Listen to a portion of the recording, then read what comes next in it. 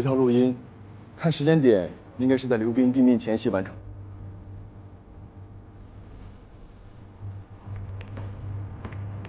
丽丽，别跳！丽丽，你别跳！你跳下去，你人生就没有别的可能了。你只要还活着，人生就还有希望的。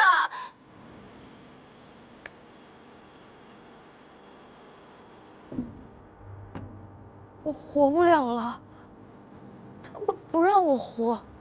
谁不让你活呀？网友，他们都在说，是我害死了我爸，是我是杀人凶手。他们都在骂我，他们都要我去死，那我就去死好了。反正我的人生已经毁了，我没有办法再活下去了。丽丽，你听我说，网络不是你全部的人生，你的人生才刚刚开始。别再说了，我什么都不想听。丽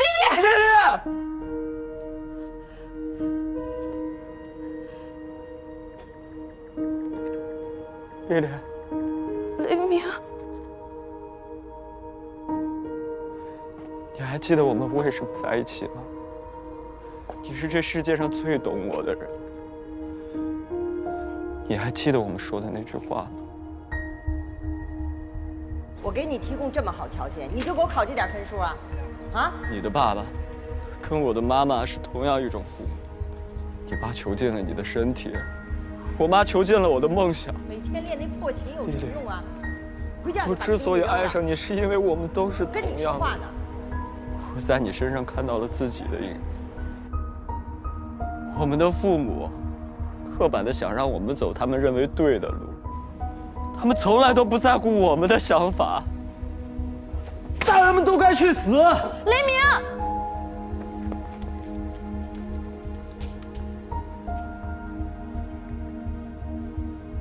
我喜欢你的音乐，我觉得你是这个世界上最懂我的人。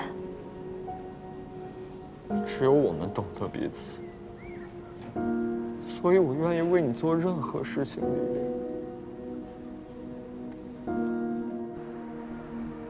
最近我成绩下滑得很厉害，再这样下去，清北大学肯定没有希望了。如果我爸再发现我俩玩得好，他肯定不会放过我。丽丽，我认识一些人，他们伪造成绩单能做到以假乱真的程度。我做过很多次了，从来没有被爸妈发现过。清北大学的录取通知书他们能做吗？只要价钱合适，就没问题。不过丽丽，清北大学会不会太夸张了？只要能换回我的自由，我什么都愿意做。雷鸣，如果你真的为我好，你就救救我。好，谢谢你，我先走了。后来我们都如愿以偿了。你骗你的家人说你清北大学被录取了，我骗我妈，让我妈相信我考上了外省的一本。在家里我们都是乖孩子，但其实，在现实的梦想里，我是摇滚乐手，你是小网红主播。虽然总是害怕被发现，但是我们都很快乐呀，丽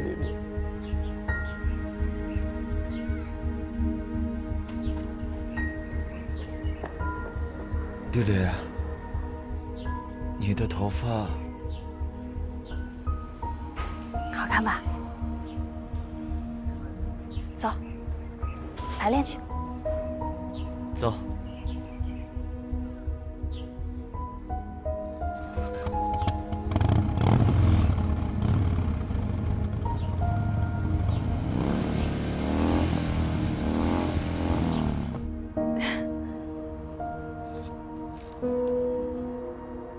虽然那段时间我们真的很快乐，但你知道吗？那都是假的，我不想再装下去了。所以你就做出直播自杀这么蠢的事儿吗？那天你爸来这儿打了我之后，把你带走了，我才终于明白了你的痛苦，丽丽。但是我真的没想到你会直播自杀。我没有别的办法了。如果我爸知道了我们发生关系，我和你都没有活路。雷鸣，我是真的爱你，你是这个世界上唯一给过我快乐的人。如果我不能和你在一起，我活着没有任何意义。我既不能阻止我爸伤害你，又不能摆脱他。我只剩这一条路了。丽丽，为什么这么傻呀？傻吗？对，我的确很傻。所以他们说什么我信什么。他们说的对，我是杀人凶手，是我害死了我爸，我是杀人凶手，是我害死了他。不是的，丽丽。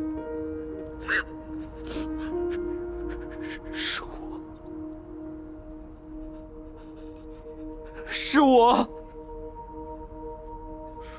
害死的你爸。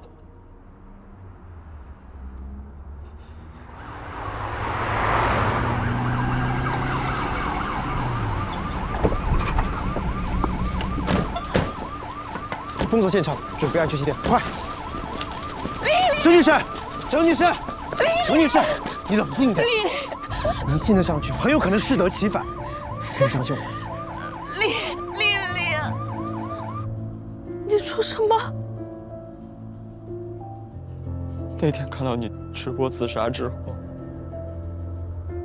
网上很多人说你爸爸性侵了你，当时我觉得我整个世界都崩塌了，我内疚、无能、懊恼、愤怒，我感觉我就是个废人，废人我实在忍不了了，我做了一个男友该做的决定。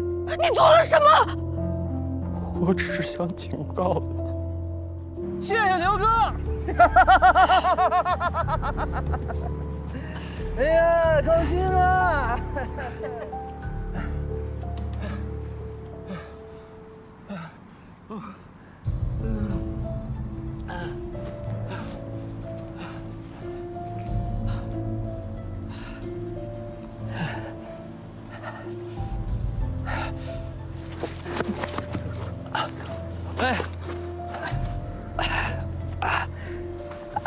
你别过来！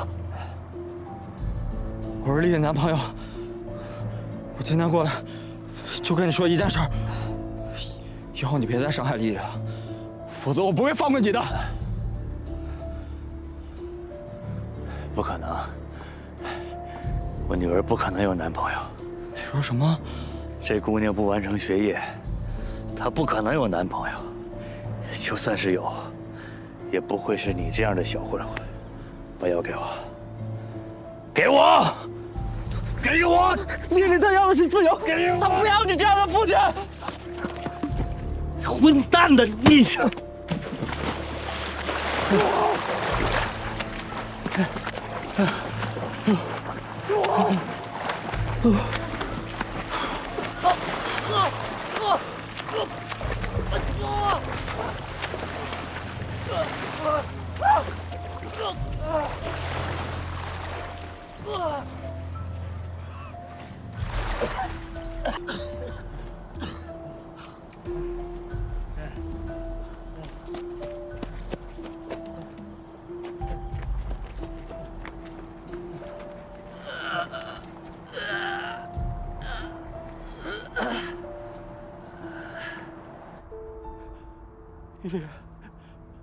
丽丽，不关你的事儿，全都是我的错。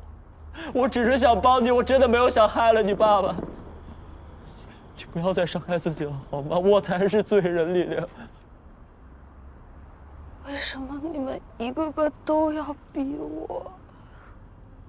为什么你们都不要我好过？丽丽，丽丽，爸爸从小没文化，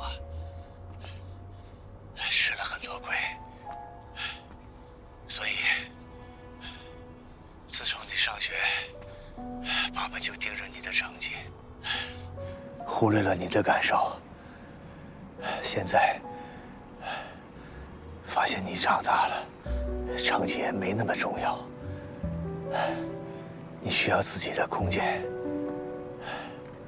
爸爸本来想攒点钱，让你搬出去住，可你的学费我还没有还完。爸爸没能耐，以后找男朋友千万别找爸这样的，但是一定要找一个能够保护你的。爸爸爱你，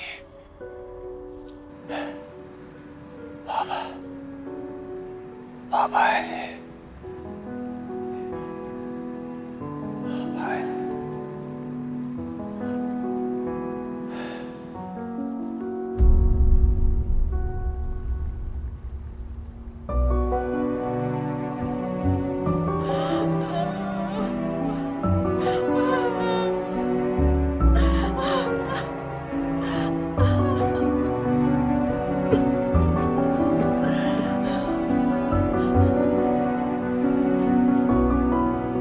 这是从你父亲手机中恢复的录音，应该是他溺水前留下来的。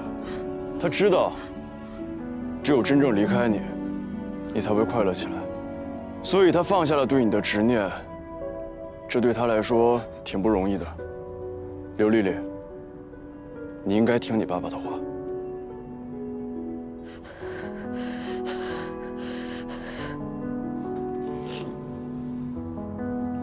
丽丽。你爸都能释怀，你也能做到。不要伤害自己了，好吗？我们重新开始人生，我会为我的错误为你赎罪的。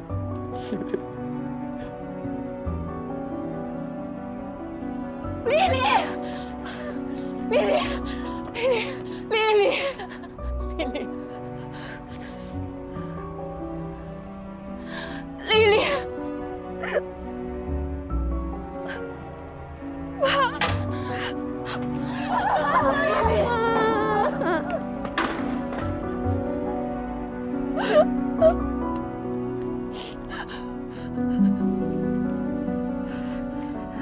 领导，绿线解除。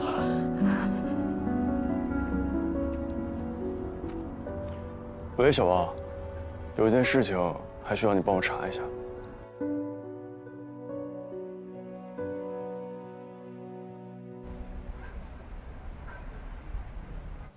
我去拿一下调查结果。哎呀，总算是虚惊一场，这一晚可真够人受的。我只想知道，刘斌当年是为什么入狱啊？卷宗上写着，当年有2个住店客人喝多了，非要拽着陈平进房间。后来刘斌知道此事之后，直接跑到酒店把这2个人打成了重伤。一个人左眼终身失明，另一个人横截肠破裂，都达到了重判的级别。那也就是说，刘斌是为了陈平而入狱的。如果刘斌出狱后，能够不要那么偏激地对待刘丽丽，或者是陈平，试图理解刘斌的苦楚，或许这一家人就不会4分5裂，酿成这样的悲剧了。哎，雷鸣的父母接他回家了吗？刚走。雷鸣的母亲知道事情的来龙去脉之后，坚定说他自己没有错。他认为自己的儿子就要管一辈子，所以他现在决定把雷鸣带出国留学，逼他退出乐队，和刘丽丽断绝来往。可能在他母亲的观念里，玩乐队的就是坏孩子，只有读书成绩好的才是好孩子。这种偏见到底什么时候才能解除啊？你说的这种情况，应该不会发生什么样的改变，因为有些人，他们一辈子都不会改变。小新同志，你太悲观了，你应该向林涛同志多学习一下。至理名言。哎，怎么了？我总觉得哪里很奇怪。那又悲观了吧？负能量。你们回来啦！事情我们都听说了，真是万幸。刘斌的心脏病理检验报告。哦，在这儿。死者刘斌冠状动脉内曲道血栓脱落栓子，心肌倾斜性梗死。唉，作为一个冠心病患者，一旦栓子脱落了，就会造成大面积的心肌梗死，短时间内就会丧命。死者有溺水征象，这也就说明了死者在落水的时候还是活着的。栓子脱落导致他失去了自救能力，确切的说，他是在心脏病发前就溺水而亡。有点奇怪，是挺奇怪的。什么奇怪？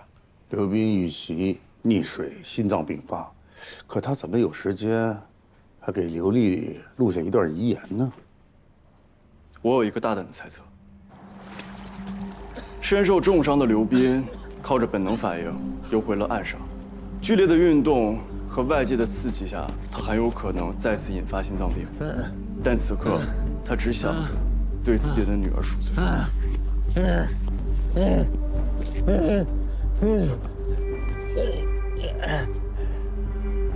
爸爸，爸爸爱你，爸爸爱你。就在这个时候，一个人出现了。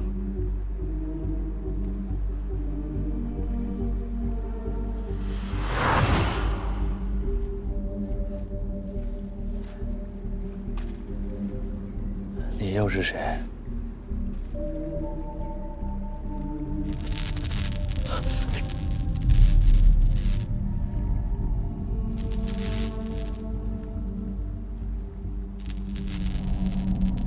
刘斌他现在只有一条活路，他拼命地游向对岸，但这个时候他的心脏病已经发作了。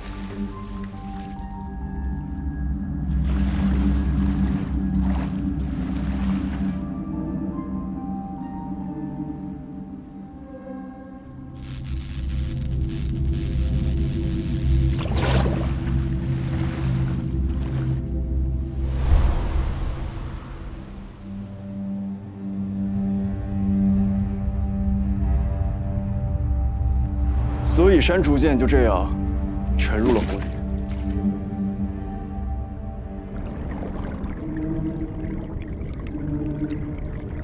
所以你的意思是又冒出来一个凶手？我都听傻了我。我以我的推论来看，就可以解释现在所有的疑点。但凶手的动机呢？还有那个删除键，是什么情况？感觉跟普通的不太一样啊。这和刘斌的过去有关。我拜托小王帮我调查了刘斌的过去。技术部门刚刚给我调查结果。10年前，刘斌以人间正气的网名，对一个网红女孩进行了攻击。欣欣知我心，本名张雅欣，16岁，癌症患者，曾患重度抑郁症。为了让她振奋精神，当时的护士长郝之云为她建立了一个个人账户，就是为了让她展示她在医院的阳光生活。她乐观的生活状态吸引了很多的粉丝，但同时也招到了很多的黑粉。最终，她不堪重压自杀了。刘斌呢，其实是一个父权观念极重的人，他曾以女性直播就是不守妇道的言论，在网上对张雅欣进行了长达数月的攻击，是最活跃的黑粉之一。你们是怀疑刘斌遇害和这件事情有关系？秦明是这么觉得。证据呢？特制的删除键，这是凶手的自我签名。这里怎么这么多死鱼啊？鬼知道啊！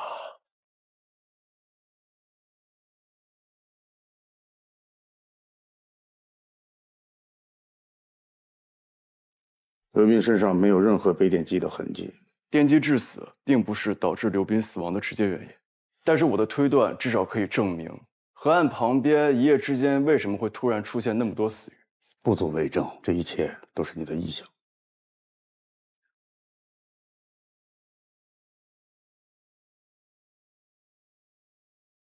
我在要离开龙帆市的前几天，收到了一封匿名信，里面也装着这个删除键。我认为这是凶手对我的挑衅。现在显而易见，杀害刘斌的人另有其人，至于对方为什么要救刘斌上岸，我相信他一定有什么不可告人的目的。他是想把这个删除键放到刘斌身上，这就是所谓的电击凶手签名行为。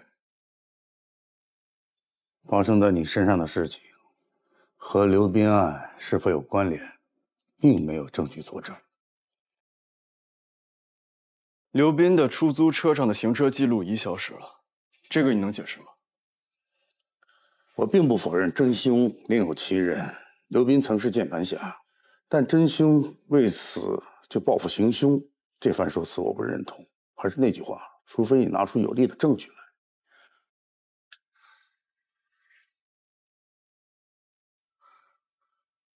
证据。好。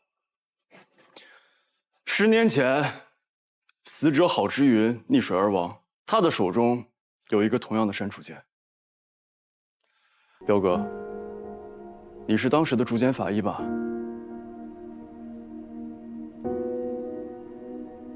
难道你都忘了？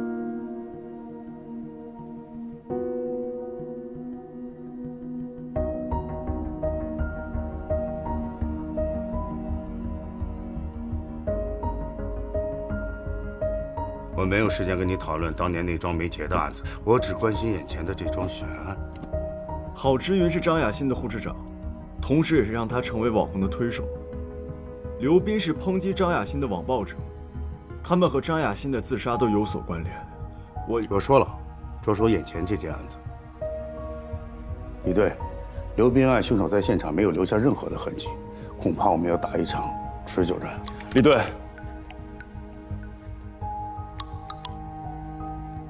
是我。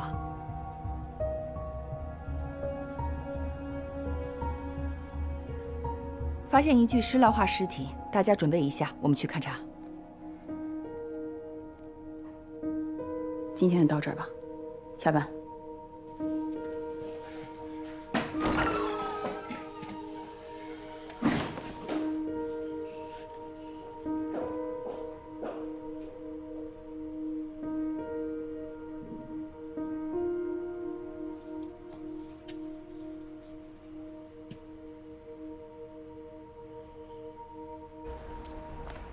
秦明，为什么要把刘斌的案子跟10年前的那件案子联系在一起？我查了卷宗，才提出10年前的案子。我问的不是这个，我是说为什么要查10年前的陈年旧案？好奇吧？可能这个就是我的一个执念。你是不是也觉得我不可理喻？秦明，那件案子是不是跟你有关？回家吧，明天早上还要出外勤呢。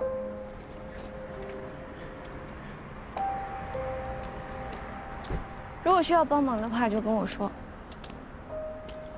谢谢。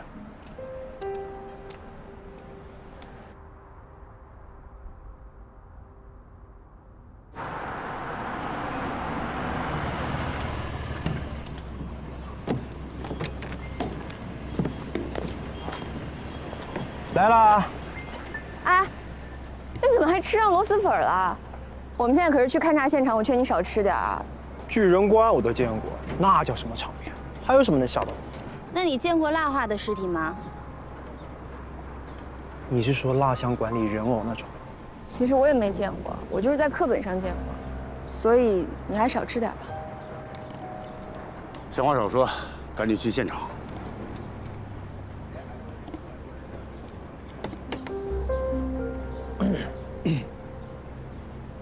拿着吧，说不定能用上。瞧不起谁呀？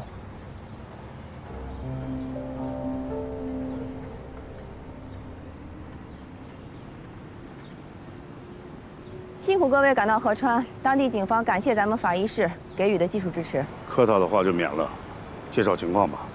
今早5点，在这个废车场，报案人捡到一个袋子，以为里面有什么东西。5点20分，他报了案。龙华气球场曾经是合川县最大的气球场，5年前就已经废弃了。由于地点比较偏僻，来的人比较少，所以弃尸袋到底是什么时候运过来的，没有人知道。咱们调查的范围实在是太大了，那么辛苦大家了，开始吧。是。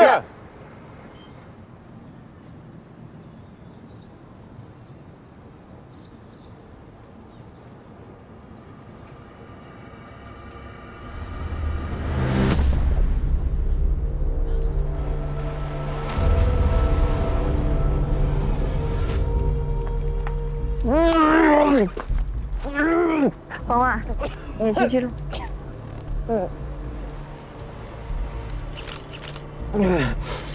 那个袋子看起来挺稀有的。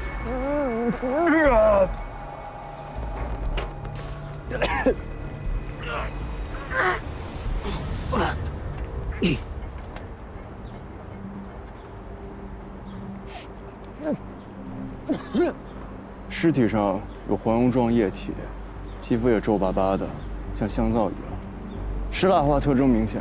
尸体小腿以上的部位被密闭的套筒状的塑料膜包裹着，皂化的组织浸透衣服，覆盖在表面上。我们无法判断死者的年龄和面容，但从高跟鞋和头发来判定，死者应该是女性。老万，勘察中心现场。怎么样？你有没有什么想法？死者死亡后，尸体会在2个小时内出现尸僵。一般出现尸僵之后，尸体很难驱血。但我们看见的这具尸体上，已经处于完全驱血的状态。凶手在尸僵前就完成了捆绑、包裹、驱取装袋这样的程序。凶手选择用保鲜膜包裹尸体，目的是为了定型，方便装袋。也就是说，死者死亡到装袋完成，一共不超过2个小时的时间。塑料膜包裹，保持适度的温度，缺氧潮湿，这些确实比较容易造成尸蜡化的尸体。你看，电话线。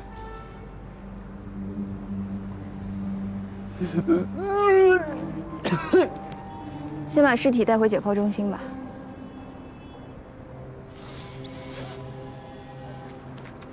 这么大的废车场，加上这些垃圾废品，这样的现场很难找到有用的证据吧？就算有证据，也早就淹没在这个垃圾堆里了吧？这可真是个抛尸老地。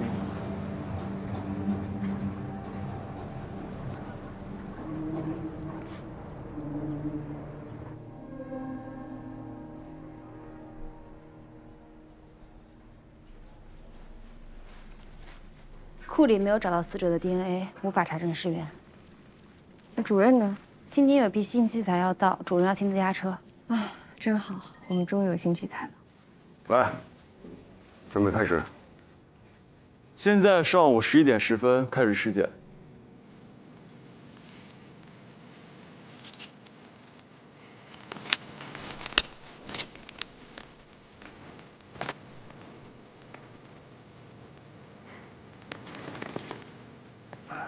尸蜡化是保存型尸体的现象，在极特殊的环境下，尸体的皮下脂肪组织因为皂化或者是氢化而形成的蜡样物质，常见于在水中或者埋在水分丰富的泥土环境。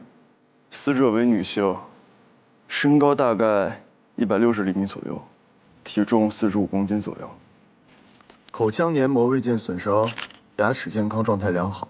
一会儿用虚拟解剖看看耻骨联合面，再判断年龄。死者胸前有一颗芝麻大小的红痣，肌肤触感非常的湿滑，而且脆弱。颈部肌肉皂化严重，分辨不出是否有出血。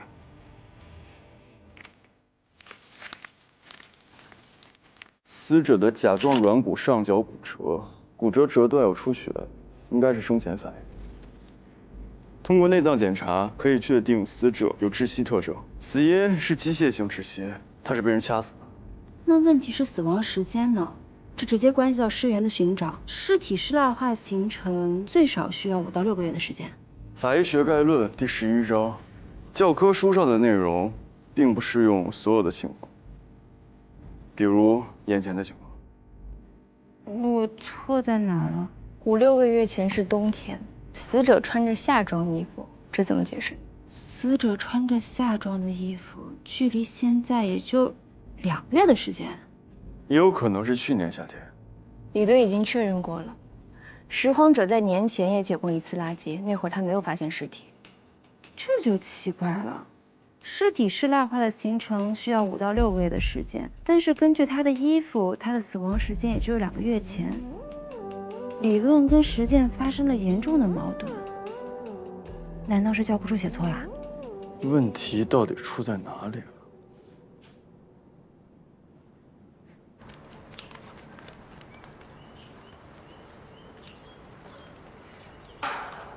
齐明，你没事吧？啊，没事。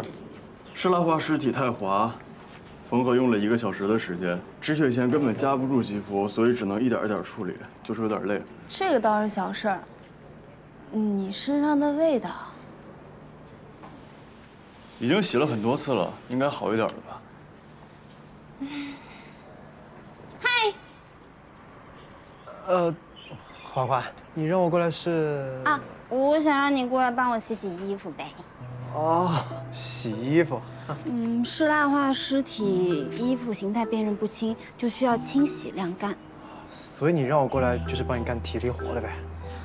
不是你说你没事的时候，任何脏活累活都可以交给你的嘛？是。洗衣服可以锻炼肱二头肌、胸肌还有腹肌，你也应该学会在生活中锻炼身体。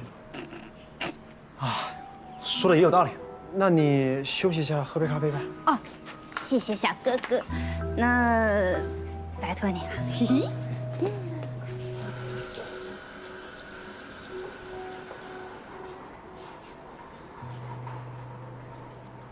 我顶！你身上什么味道这么臭？都辣眼睛了。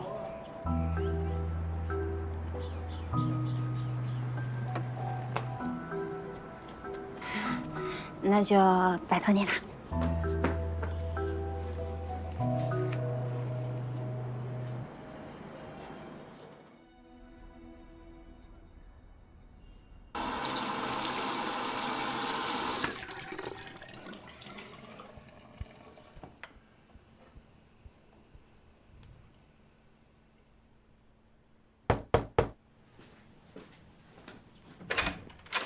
我给你煮了面，我妈还问呢，为什么你一回来就躲在房间里，也不下去吃饭？我不想影响别人。这个给你。没用的，我等一下用漂白水再试一试吧。这个是我自己做的，你试试吧。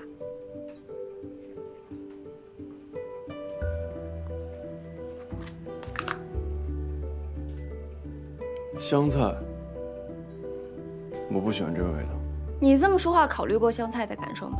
我和香菜又不熟，为什么要考虑它的感受？香菜呢是专门除尸臭的，这个是我自己做的，里面加了很多植物精华，所以保证皂到位除。我跟你说了，我不喜欢香菜的味道。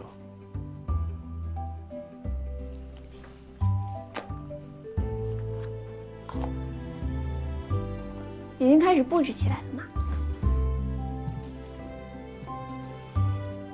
我会在这里住一段时间，租金的话我会跟阿姨谈。租金你跟我谈就好了，想住多久住多久。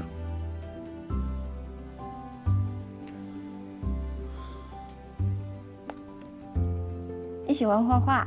偶尔吧，思绪乱的时候，画画可以让我静心。哦，那你现在思绪乱吗？不乱。你这儿还挺干净整洁的嘛。如果我没记错的话，陈主任应该没有让你当我的班长，对吧？以后如果有什么事情的话，你可以直接来问我，以汇报的形式会让我紧张。哦，我先回去了。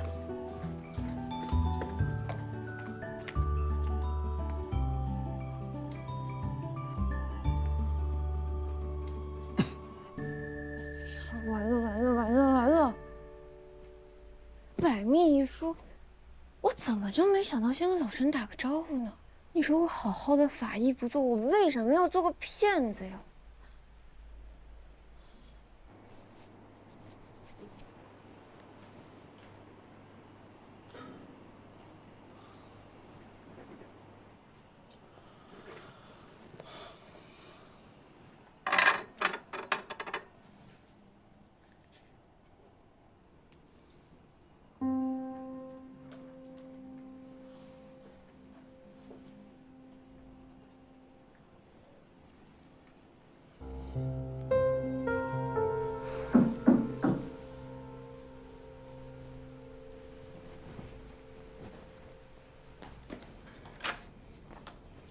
哎，我有话跟你说。明天再说。哎，等一下，你那个香皂在哪里做的？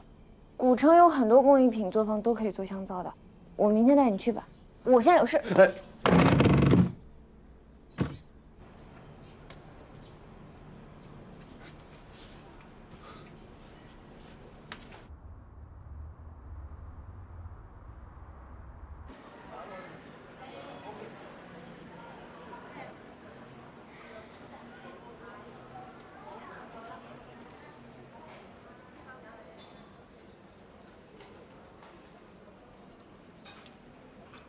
欢迎光临，可以随便在店里面挑选一下，咱们店里的香皂都是可以 DIY 带走的。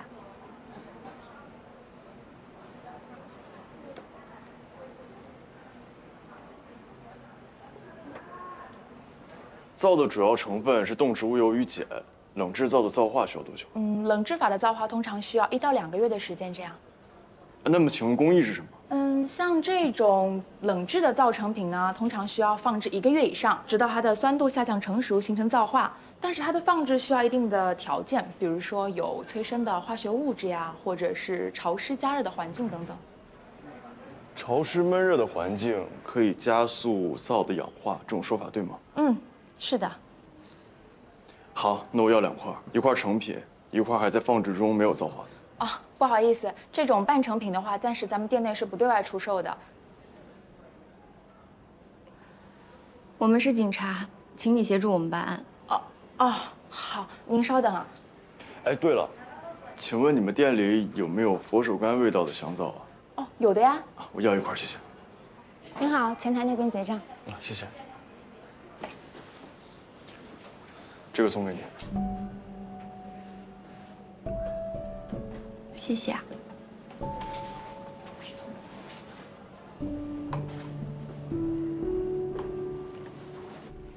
死者死亡的时间无法确定吗？对，因为死者夏季衣物和湿蜡化形成时间段会发生冲突。如果我们没法确定死亡时间，就没有办法在失踪人口库找到尸源。我知道怎么回事。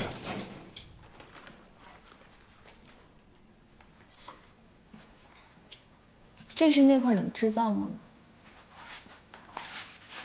普通尸体想要形成湿蜡化，确实需要5到6个月的时间，但尸体保存的环境与冷皂化的皂化环境极为相似，尸体又是被塑料薄膜密封，同时处在一个封闭、潮湿、高温、缺氧的环境里，这也就加快了湿蜡化的形成。技术科呢，模拟了冷皂化的皂化过程，结合尸体内的菌群、尸源地特殊的温度及湿度进行了演算，推断出湿蜡化的形成应该不到2个月的时间，也就是说，死者的死亡时间应该是在5月下旬。锁定范围就太好了，我们可以向各个派出所通报尸源信息，尝试着从失踪人口上来查找。另外，在藏尸袋和捆绑死者的电话线上发现的是同一人的指纹，说明捆尸弃尸是同一人。但是在库里没有找到这个人，这个人没有案底。这个藏尸袋看起来这么奢侈，难道凶手是个有钱人？这个范围是不是缩小了？不一定。凶手就算把这个袋子给扔了，也有可能被拾荒者给捡走。这一点凶手应该非常清楚。如果他这样做的话，要么就是他蠢，要么就是他希望尸体可以尽快被发现。有道理，凶手弃尸的目标一般都是掩盖犯罪，不希望被发现。所以凶手到底在想什么呢？